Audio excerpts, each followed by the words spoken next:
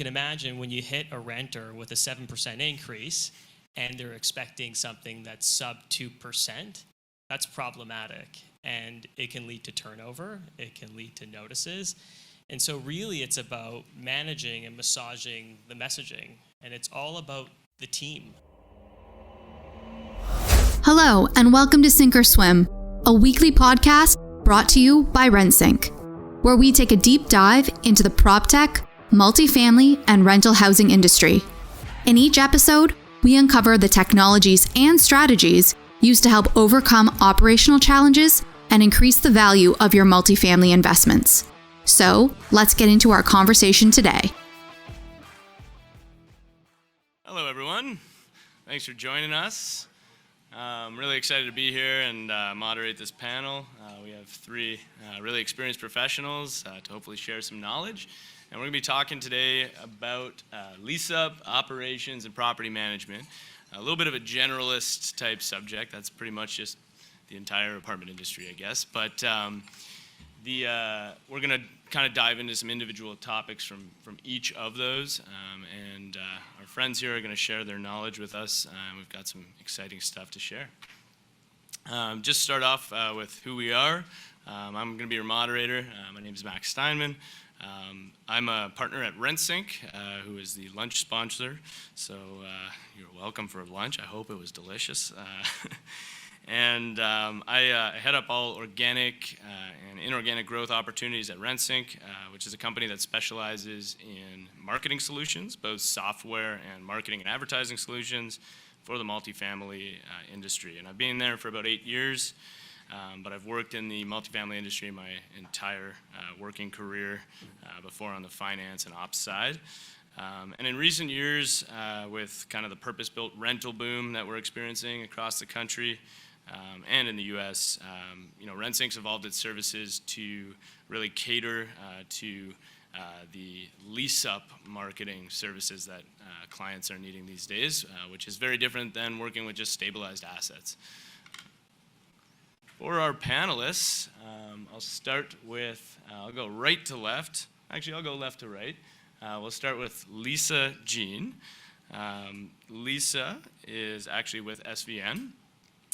Lisa is an operations specialist with over 14 years experience in multi-residential. She works with owners, third-party clients, contractors, designers, bringing the best product really to the market. Her passion for renovations has been witnessed across Canada with over 100 in-suite renos, multiple lobby, corridor, amenity renos as well. And before joining SVN, she was the district manager or a district manager for Real Star Property Management for 15 years. We've got my friend Todd Nishimura. He is a senior director of marketing, leasing, and communications at GWLRA Advisors. Some of you may recognize them or have known them as Vertica Residence Services, but I guess that's a rebrand as of somewhat late, 2 years ago or so. In this role, he's responsible for leading and directing all brand, digital, and social marketing strategies.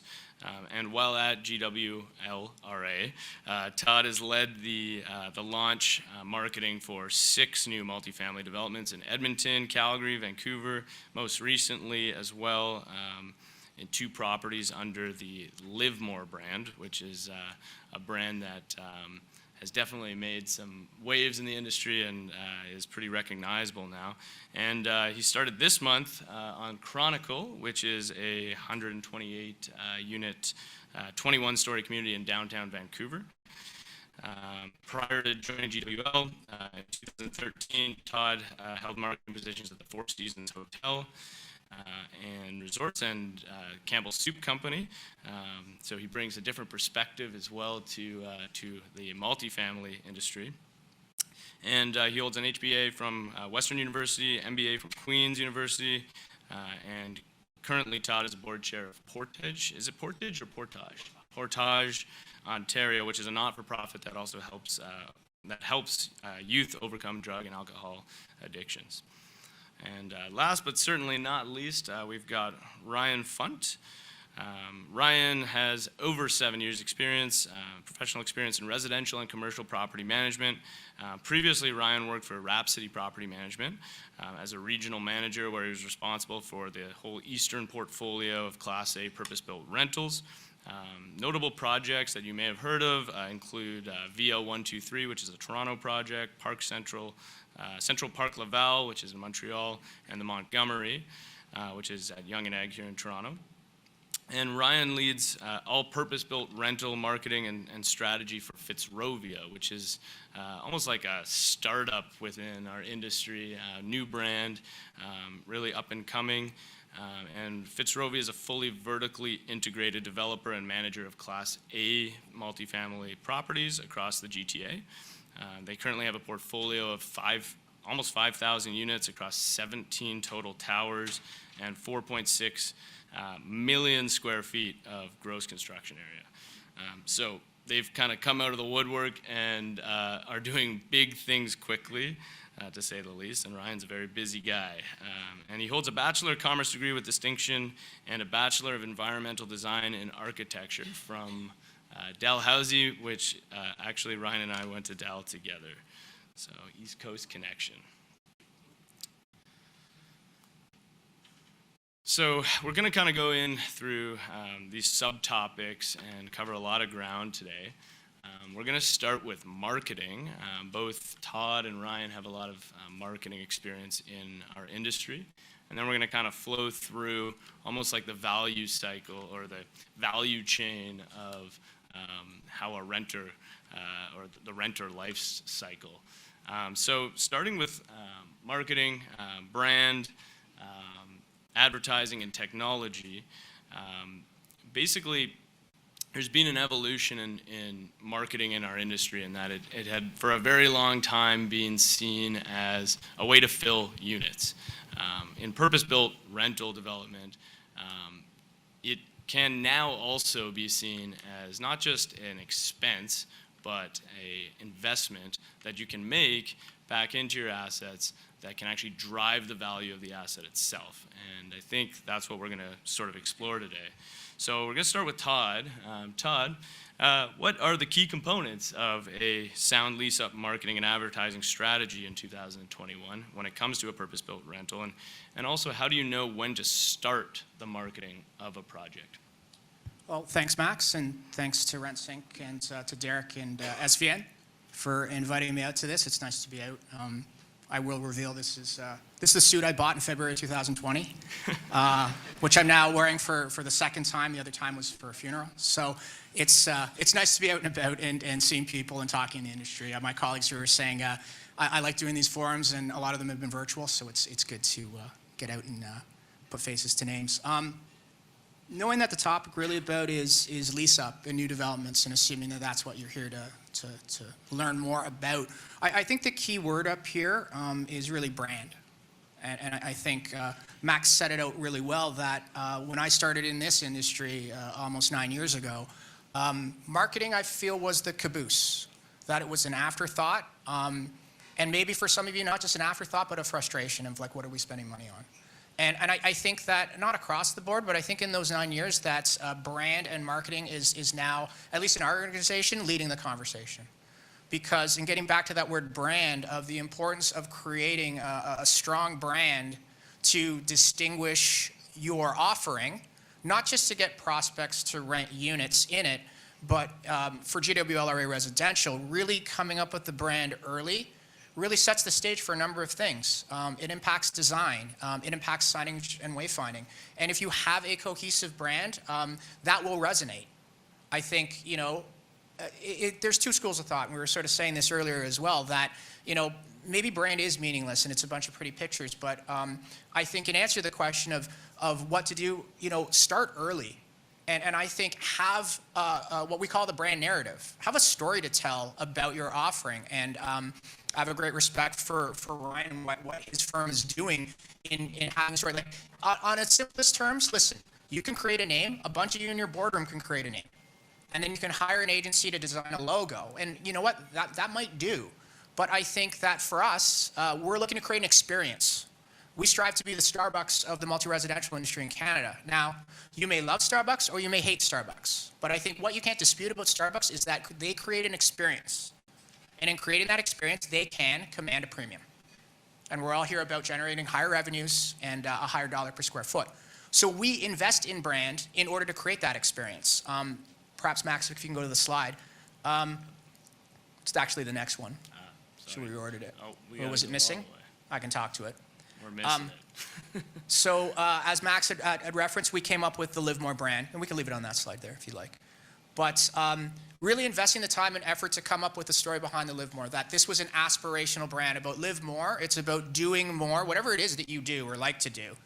By renting in a purpose-built community, it'll allow you to do more of whatever you love.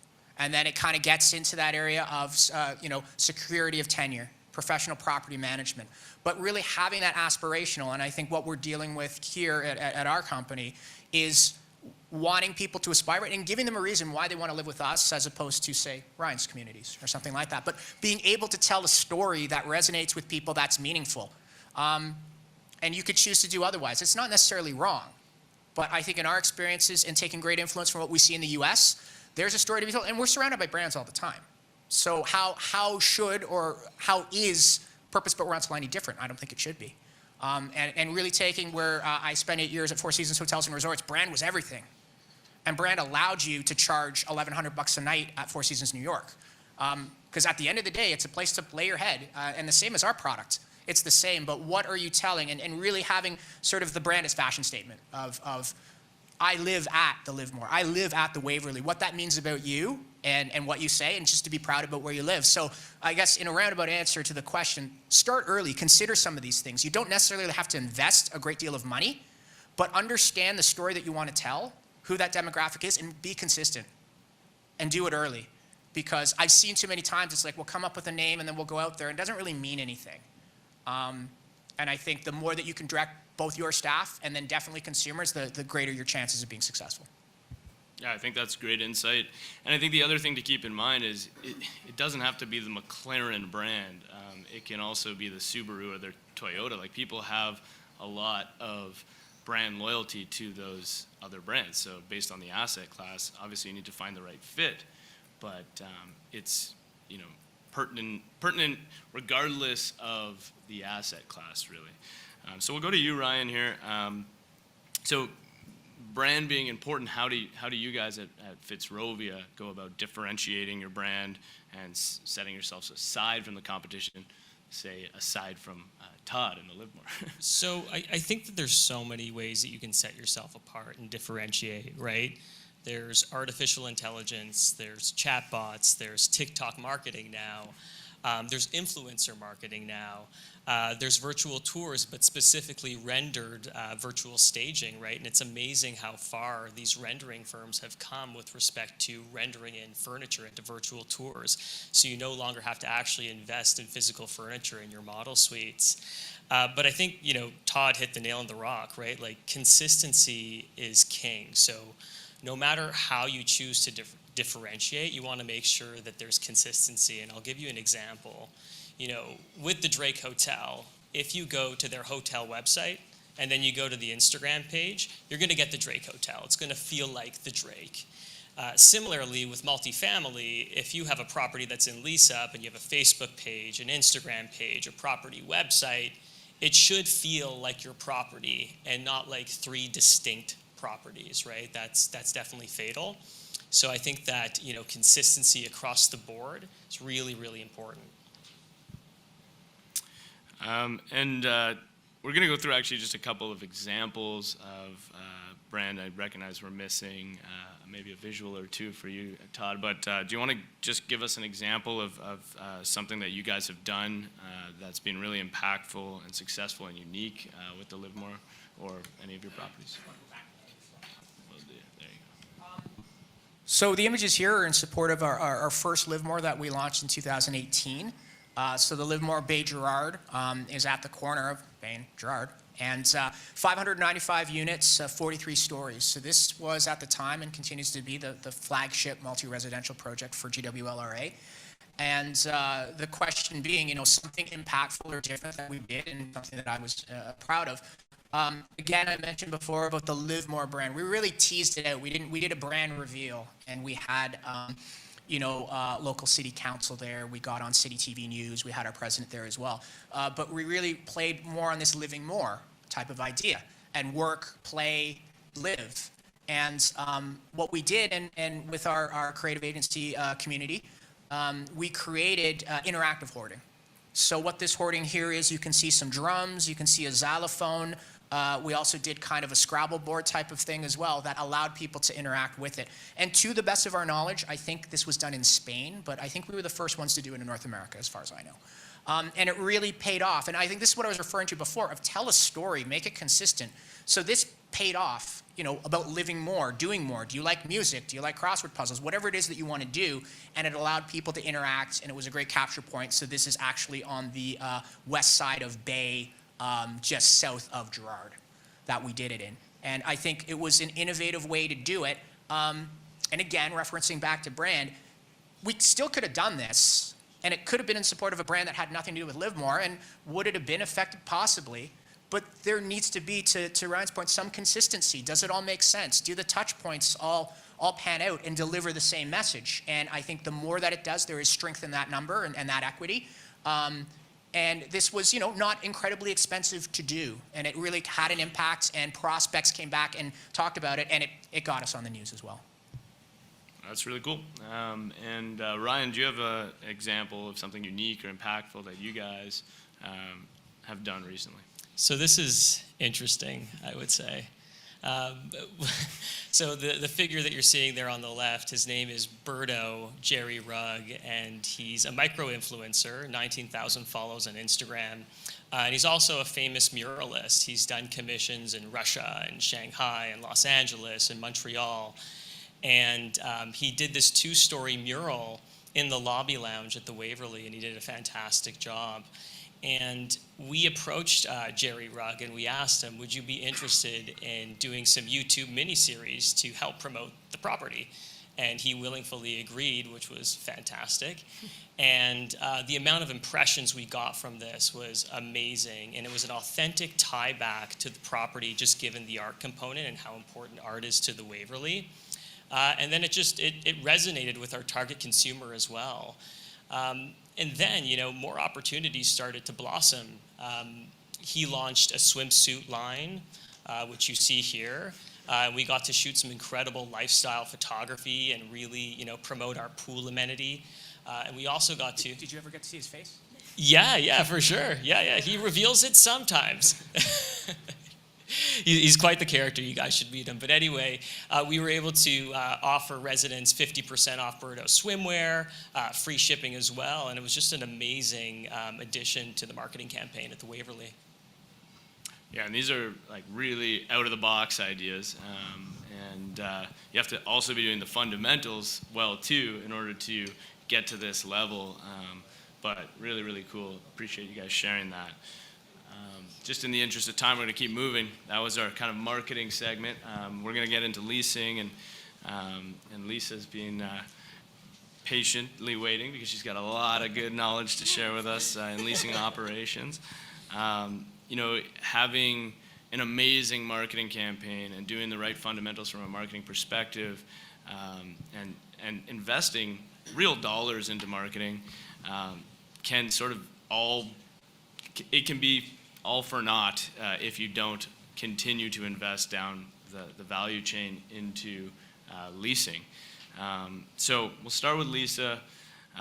Just how important is it, Lisa, to have a professionalized leasing staff? So as we all know, as Max just said, you can spend lots of money on your advertising and your marketing, but if your staff aren't actually closing any deals, you're sitting with a long lease-up. Or sometimes, the staff will take the path of lease resistance and they're leasing really fast and they're not communicating back, hey, this unit is going like hotcakes. We've rented 10 out of 20. there's an opportunity there to increase the rent on that particular suite type, especially in lease-up. Or it could be that you have a suite for whatever reason people just don't like. Could have a pillar through the middle of it or something like that. And if that's the case, then you need that feedback from the staff as well. So a great leasing agent, a well-trained leasing agent, will keep all this information in mind and be constantly communicating back up so that you have the opportunity to make adjustments throughout your lease-up. You may want to push the rents on some units, and you may want to reduce the rent on some units. And I know, oh my God, reduce the units. But if not reducing the units stalls the velocity of your lease-up, you're no further ahead in the end.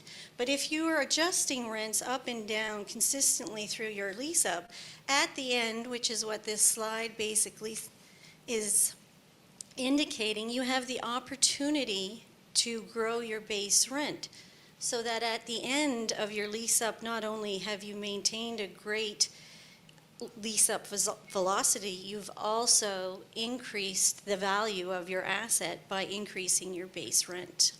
And that's what a really good leasing agent will do for you. Because a leasing agent isn't paid to sell a unit. They are paid to close a deal, and that's very important, because if they're just, doing the typical walkthrough, there's lots of units to walk through. You need someone on the ground that is going to make that person feel special and make them want to rent at your building. Awesome, yeah, and this visual, it shows a good versus great scenario. And it's the same argument as it relates back to marketing. You could do this exercise, sort of a pro forma exercise across almost every department within your organization. You can see a 100-unit building. The good versus great scenario is maybe $4 million worth of exit value generated. So that's the difference, in my opinion, between an expense, a leasing expense, a marketing expense, and an investment. And Max, what I'd like to add to it about this as well for the groups here is that a great leasing consultant for a stable legacy asset is not the same skill set as a lease-up new development leasing consultant. You can, but I would encourage you to recognize the differences that, especially, again, as it relates to brand, that if you are creating a brand that is very sophisticated and hip or cool or whatever adjective you want to use, you want to make sure that your frontline people, your leasing consultants, are reflective of that brand. I would agree with that, because you don't want, in a lease-up, no matter what the size of your property is, you don't want the fella who is also doing the maintenance doing your lease-up. And that happens, unfortunately. But, if you want to sit with your lease-up forever, that's up to you. But you certainly will sit longer with your lease-up if you don't have the right person in play at the time of the lease-up. Interested in being a guest on Sink or Swim? Or have a really great idea for an episode? Email us at podcast@rentsync.com. And Lisa, I'll ask you one more question on this. Not just finding the right person, but training them well. What goes into that? What is the training process? Can you talk a little bit about the importance of training? Sure. So I just happened to do a market survey or telephone shop yesterday, and the individual that answered the phone basically, he just said hello. He didn't even say the property's name. So I was like, hi, is this, ABC Apartments? and then the conversation went on, but I led the conversation. And in a lease-up, that is definitely not what you want. That's not what you want in a stabilized building. If you have any vacancy at all, no matter what the reason, you want somebody answering the phone that's going to engage the person on the other side, that is actively involved in asking the right questions, that is trying their best to get them to the property. And I know with COVID, we've all done a lot of remote activities in order to get rentals, but at some point, people will start to want to come to your building, and you don't want your leasing agents to lose that skill set of talking to and engaging the person on the other side of the telephone. And even if they are engaging that person via email, for example, they need to have the proper responses coming back. And to Ryan's point, consistency in communication is vital. So your staff need to be trained on telephone techniques. They need to have scripts for email responses. They need to be responding within 24 hours, not, 2 days later. Your prospect's gone by then. They need to be providing customized tours. So when they are engaged in communicating to that person, whether it's face-to-face, on the phone, via email, they need to be creating and curating a customized tour or response package. So navigating them through their website, navigating them through your PDF e-brochures or whatever, providing a customized tour on site or virtually. And I would strongly suggest in your customized tours, you'll probably have a library of generic ones, but if you can customize it, and some people have been quite creative with, they're just basically, walking with their phone and videotaping themselves, or doing a phone, a video phone script with them.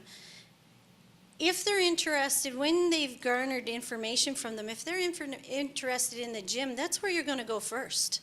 If that's what lit up their eyes when you were talking to them, or they said, oh, wow, I'm really excited about the gym because I won't have to pay fees, then that's what you need to take them to first. Don't take them to the 4 walls of the unit.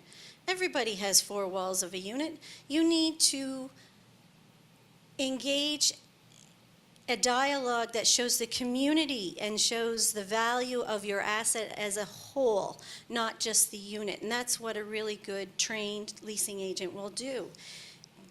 Take them to all your amenities first before. I would strongly suggest taking them to every amenity you have, even if that's outside amenities, before you take them into the unit, because then you've created a value. I get all of this plus the unit for XYZ dollars, right? So it's not just, oh, I get these 4 walls for XYZ dollars. And you see that a lot. It's just, the random tour that says, here's the bathroom, here's the closet. Find out what's important to that resident and show them what you can give them in your suite offerings. So SVN has a great training program for that. That's our little segue. And our next session is running in November. So it's 7 Zoom sessions. So it's all virtual, but we go over these things. We have over 15 types of closes that we can train staff on to ask for the close. Because that's the other thing. People, they provide all the information, but they don't actually ask for them to live there. They don't actually ask to start the paperwork. And that's a skill you have to teach some people. So we do that. It's interactive. We have breakout sessions. We have quizzes. And it's homework, for example. So it's very interactive for the people. And we also answer many questions, not only from a leasing perspective, but if they have, some kind of conflicts that come up in the building from a property management perspective, we can assist with that as well, or point them in the right directions if that's the case. Awesome, thanks for sharing. I've actually been through that leasing session myself because I just wanted to learn that persona more, the leasing persona, and it is really helpful. I think the key takeaway is you have to train these staff. You can't just find talented people. I would also say for a stabilized building, retrain your staff, because we've had such low vacancy, especially in the GTA, outside pandemic, or even in the other larger city areas. Even Halifax, we were talking about earlier, has a very low vacancy rate now. And staff who've been with you for 5, 10, 15 years get complacent. They get used to doing the same things over and over again. And ultimately, technology changes, times change, the person that's renting is different, you know, the age group is different, so retrain your staff as well. Definitely. So moving along to how a new purpose-built rental will transition eventually, if you're doing all these things right, to a stabilized asset or near stabilization. I just want to touch on how your marketing and leasing efforts may change at that point and what to expect. So I'll start with you, Todd. Like, what changes in the marketing strategy at GWL as an asset nears stabilization or enters stabilization? Yeah, I think first and foremost, and it may sound odd, I don't know, but have that strategy. Clearly understand amongst yourself and your team in the project, what is our strategy, i.e., you know, is it about a velocity absorption? Are you doing this for cash flow? Or is it about ultimately valuation? Because those become very, very different things. That's, for instance, Chronicle, our new project in Vancouver, you know, we're trying to reach the highest dollar per square foot that we can. So we're giving ourselves a long runway. We're giving a year to do 128 units because we want to really juice up that dollar per square foot to the point that if we lease this up in 3 months, we have failed. We've left money on the table because we've just priced ourselves too low. So, you know, really consider and be firm in your conviction of, you know, circumstances change that allow for certain things, but walk into it with a plan and a strategy of what it is you're trying to achieve and why you're trying to achieve it. And then as through the course of it, I guess the question really be how you move from lease-up to stability. Lease-up is going to be more of an investment. That what we do is, you know, there is a launch events and spending the money like what I was showing before where we had media. There was an expenditure that's involved with it. You don't necessarily have to do that, but really recognizing to get your name out there and to start it off being, you know, out-of-home advertising, your ILSs, your print advertising, if you choose to do that, it will be heavier up front because it does take some time to build that velocity before you go from launch to tempo. And then as you are leasing up, I think for me at least, it's just really a measure of being efficient in the spend and cost containment. You don't have to spend as much when your inventory is dwindling, and you're going to be left with probably the highest priced units in your dogs. But I think it's just a matter of know what you're going to spend, but it's not a straight line of 12 months and divide those costs. It's going to be heavy up at the beginning and slope downwards as you get to stability to do that. And yeah, I think that this is typically, you know, your mileage may vary, but, you know, about a year to get things up. But I think being mindful, and I've said it once, I'll say it again, I can't stress enough of what is your plan prior to this thing starting. Because if you are going to, you know, if you're building the plane in flight, as I like to say, that is just fraught with error and you know, something's going to go and it may not be good. So just really decide, you know, and you know, have a plan and stick to that plan unless events and circumstances change. Appreciate that insight, and you know, one thing to kind of keep in mind too, it may feel like you could take your kind of foot off the gas pedal a little bit, and I'll jump to Ryan on this, but generally speaking, turnover is quite high in year 2 if you were to kind of fall within the average of leasing up in 12 months. You know, why is that? And how can that be mitigated, do you think? That's actually, can you guys hear me? Yeah, okay. It's actually a really good question. I would just say that the lifting of rent controls on new product, that's a very novel concept. It's even more so a novel concept in the eyes of the consumer and in the eyes of the renter, right? So they can sign a lease at a brand new property in downtown Toronto thinking that your property is subject to rent controls when it's not. And so you can imagine when you hit a renter with a 7% increase and they're expecting something that's sub 2%, that's problematic. And it can lead to turnover, it can lead to notices. And so really it's about managing and massaging the messaging. And it's all about the team. It's about the team component. And we keep going back to that. That's really, really important. And so what I also find interesting is you see a lot of operators taking their key heavy hitters on the leasing side at stabilization to the next lease up. It's not necessarily a bad strategy, but what I would encourage is that some of your heavy hitters are on the ground at stabilize because they need to get you those above market increases year over year. Yeah. I guess what I would add to that in terms of if your development is in a major center, like if it's downtown Toronto, expect a 30 to 40% turnover. Doesn't matter, don't tell me how well your operations are or everything, it's not your fault. It's people's lives change and they're gonna move out, A. B, if you are offering concessions, and as many of us, all of us have during the pandemic, and if you offered 1 month or 2 months, I saw 3 months, we never did that, but at the end of that 1 year, that resident's net effective rent is gonna spike. And they need to kind of figure out, and that's where a lot of the turnover happens, where they just kind of, face facts and say, I can't afford this anymore. So build that into your thinking, and I guess I'll give another tip of what we do. If you are giving 1 month or 2 months free, don't blend that across the course of that 1 year. Place it up front so that in the first couple months they're rent free, but then by month 2 or month 3, they're not paying net effective, they're paying market for what that is. So it's easier for them. Now they have 10 or 11 months to get used to what that rent is. So at the end of the term, there is really no net effective anymore. There is no spike because presumably they've had 10 or 11 months to get used to paying that rent. But I think that's the number one thing for us, especially with new developments of why are you moving out? When it breaks my heart, oh, I love it here, it's great, everything else, why are you moving out? I can't afford it. But turnover is a fact of life and something to really consider and build into your P&Ls especially when you're doing new lease-ups in metropolitan area.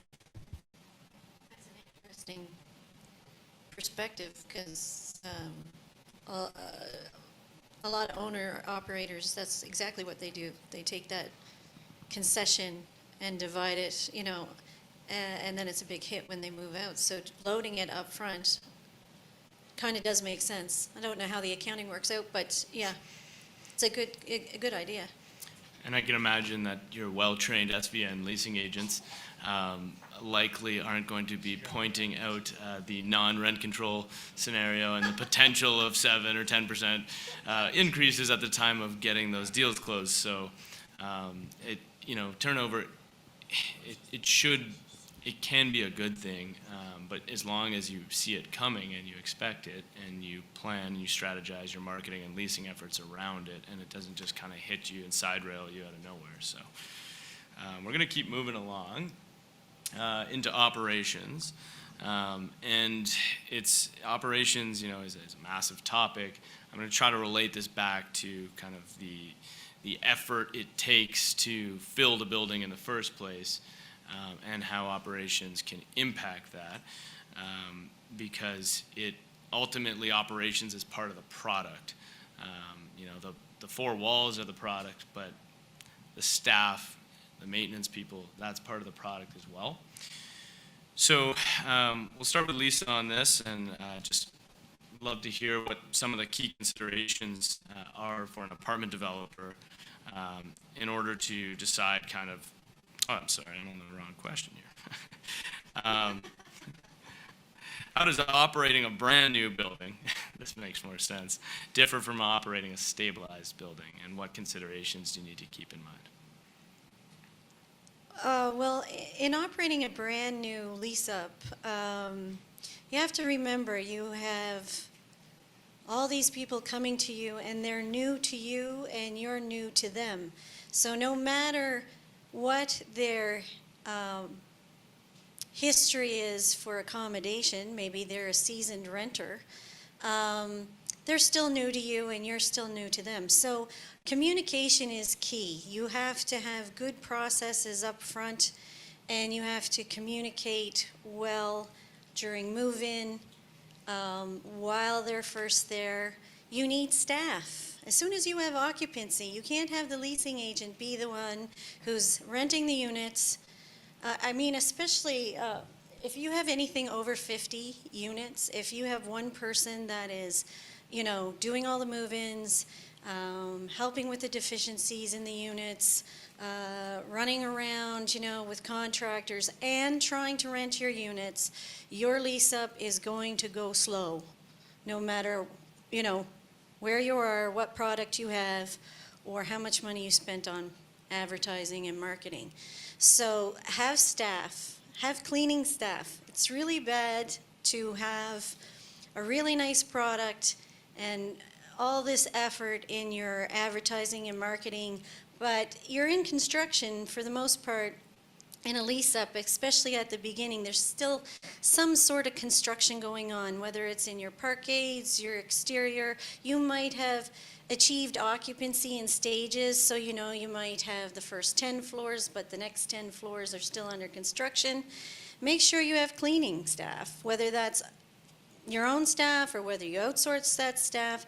It's vital. Don't let your leasing people do that work for you. One, it won't be done properly, and two, again, you're taking them away from their primary role. The other thing I would suggest is having a proper move-in resident handbook, whatever you'd like to call it.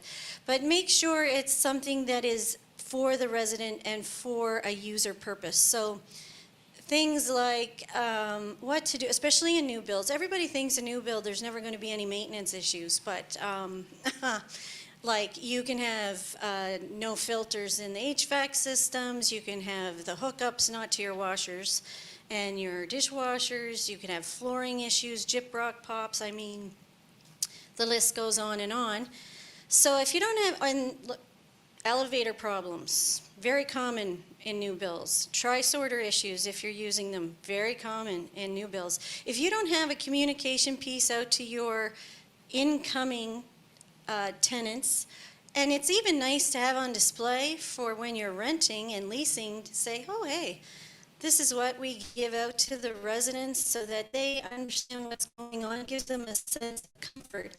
It's not a marketing tool, though, to say how great the developer is. If you want that piece, have it on a second document. You know, so, you know, whatever sustainability things they have used, initiatives they have taken, what their mission, vision statement is. Yeah, it's a great marketing tool, but your resident is going to maybe glance through that and turf it at some point. You want them to keep the manual for ongoing purposes. So communication, like I said, is key. That is not only face-to-face, but in documents you can provide to them. And that's no different really in lease-up than in stabilized. It's just you need to ramp up for lease-up. You need to have these things in place for occupancy. Don't have 20 people already moved in and none of this done. You're doing it in the back end. You need to do that up front. So it's almost part of your marketing plan. And then maintenance. So in a new build, again, lots of issues pop up. Make sure you have somebody available, whether that's a contractor that's still on site because you still have construction going on, whether it is a maintenance person that you use that goes from building to building, or it's someone dedicated to your building. Make sure somebody's there so that the response is within a reasonable time. One, we should be responding within 24 hours to the inquiry or to the email, whatever's given to you. But somebody should be showing up within 48 hours to do some kind of work or assess the problem.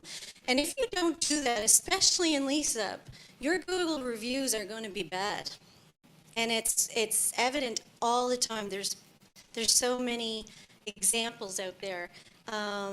So it's something that you are in control of to make sure that your lease-up goes well and your brand is well represented in this space. If I can add to that, Lisa, I think a more practical consideration for many of you, I guess, are developers. The day you get occupancy should not be your move-in day. We allow a month. We learned that the hard way. But first of all, too, especially in City of Toronto, the occupancy permit is, I won't get into it because I'll get frustrated and upset, but like how and when they do that, but whenever that date is, I would just say, do not have your move-in date to be within even that same week. Allow a month to get your house in order, the back-of-house systems, to make sure everything's there. And as we've been saying consistently, that first impression is really important. And we're just touching on that Google reviews, but that could have negative impact on your lease-up if people had a shitty experience moving into your building. And allow yourself that time of at least a month to get everything. And if you find out you don't need a month, great. go crazy. But and I've lived through this where our move-in was the day after that we got occupancy, and we were not ready. And through the skin of our teeth, we got it done. But I think it's planning and understanding just to give yourself enough time to navigate through that, because it never happens.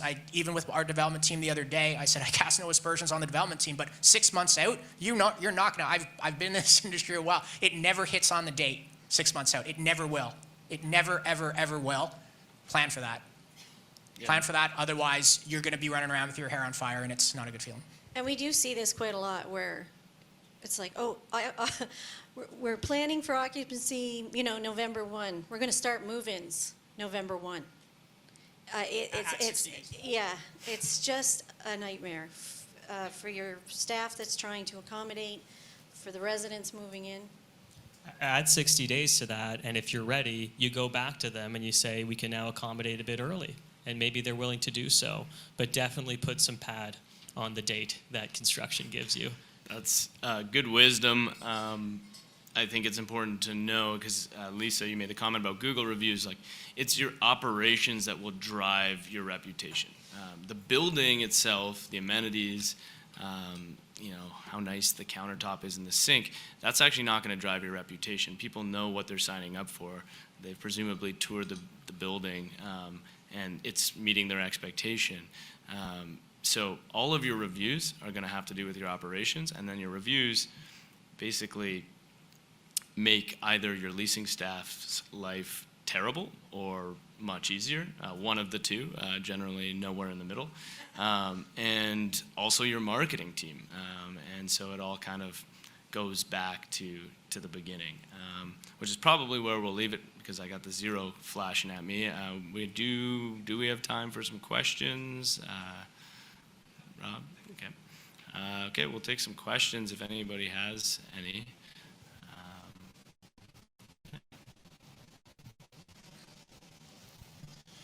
So if you're a third-party marketing firm working with a developer, how do you convince them that they should be adding 30 days to that opening period versus occupancy?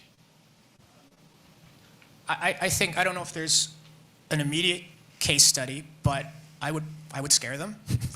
And the fact of what, and I'm being serious, of what would happen if you are not ready in time. Like for us, with each new development, we have blocked off hotel rooms in close proximity to. We have arranged or built into the budgets a per diem to cover food. We're also looking at and preparing them for, despite the fact that we have addendums that say, you're moving into a live construction site, these things might be delayed. And legally, with the RTA, it's the residents' responsibility. They can't rely on us, but that doesn't mean anything. That if their move-in date doesn't happen, all they do, and the media loves this, I'm out in the cold, I'm sleeping on a couch because those bastards at GWLRA and it wasn't ready yet. So I would then say, in answer to your question, present them with the alternative and to say, are you really sure that you're going to hit the post with this date? Because, 9 years here, 8 years in real estate at Four Seasons, it never, because there's just too many things, it's too big. It never, ever hits the date. And I would just sort of say, what do you have to lose? Like when you look at the downside risk of missing that date and the reputational risk and how it could serve to stall the project entirely, what's 30 days going to mean in your overall burn rate on your costs? So that's what I would say. I would agree with that. You like if people show up on the 1st for move-in and you're not ready, who's going to pay their moving? They've already. Where's the guy going to put their stuff? That means there's a cost to the tenant. And the tenant's going to want it back from you. So. And I'll just add that tenants aren't necessarily all that forgiving, right? When you're selling them on a lifestyle that's 5-star, 4 seasons with an infinity pool and a rooftop gym, and you tell them it's going to be ready for May 1st and it isn't, but you're still expecting, at market rent, $420 a foot.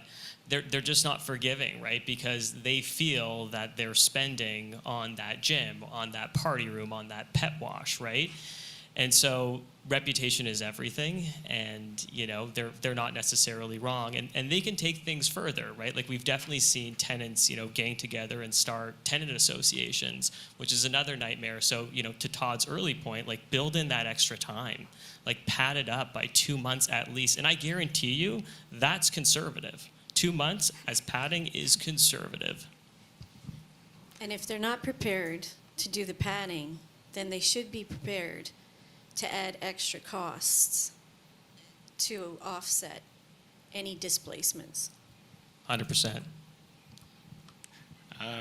Maybe another question, or we got to wrap it up. Okay. Good as in time for another question or time to get off stage. Okay, we're getting the hook.